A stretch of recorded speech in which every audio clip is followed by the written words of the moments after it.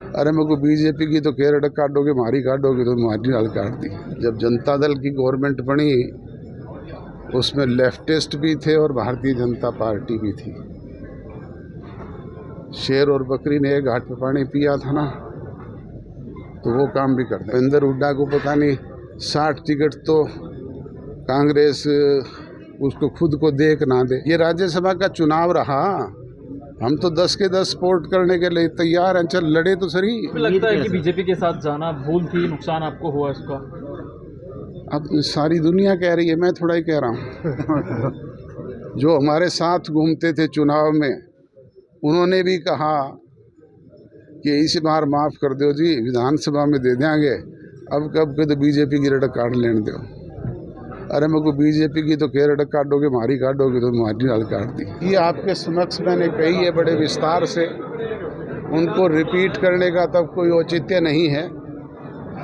हम फील्ड में अपने कार्यकर्ताओं के सारे जोश और उत्साह के साथ उतरेंगे और फिर परिस्थितियां वही बनाएंगे जैसी मैंने कहा कि 24 दिन में जननायक जनता पार्टी थी, आज जननायक जनता पार्टी है, वो जनता पार्टी बनी थी। और 31 दिन में हमने जनता दल बना करके भी परिस्थितियां चेंज की थी।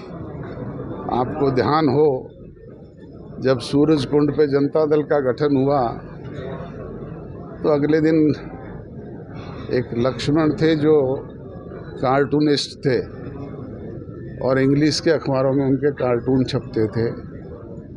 उन्होंने एक कार्टून छापा था कि चौधरी देवीलाल जो है वो तराजू में मेंढक तोल रहे हैं। तब चौधरी देवीलाल ने कहा था कि मैं तराजू में मेंढक भी तोल सकता हूँ, मैं शेर और बकरी को एक घाट पे पानी भी पिला सकता हूँ। और आपको याद होगा, जब जनता दल की गवर्नमेंट बनी उसमें लेफ्टिस्ट भी थे और भारतीय जनता पार्टी भी थी। शेर और बकरी ने एक घाट पे पानी पिया था ना, तो वो काम भी कर देंगे। भूपेंद्र सिंह हुड्डा कह रहे हैं कि 60 सीट जीतेगी जी विधानसभा चुनाव में, बीजेपी 90 सीट पर जीतेगी। 400 लोग कहने वाले भी थे, उनकी क्या स्थिति है पूछो। जो लोग 400 कहते थे, 70 पार कहते थे, उनकी स्थिति क्या है? प्रजातंत्र में जनशक्ति ही सबसे बड़ी शक्ति है। ये निर्णय करना जनता का काम है, भूपेंद्र हुड्डा का काम नहीं है। भूपेंद्र हुड्डा को पता नहीं 60 टिकट तो कांग्रेस उसको खुद को दे ना दे, इस बात की क्या तसल्ली है? अरे लड़े तो वो राज्यसभा वाला लड़ लेना, रोक कौन है?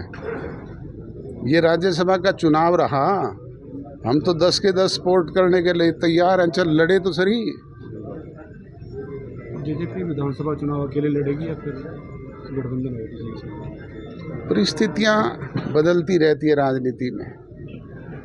ये घोषणा भविष्य से पहले करना ठीक नहीं होता। जो स्थिति होगी सबसे पहले उसका आकलन करके आपको बताएंगे, प्रेस को बताएंगे।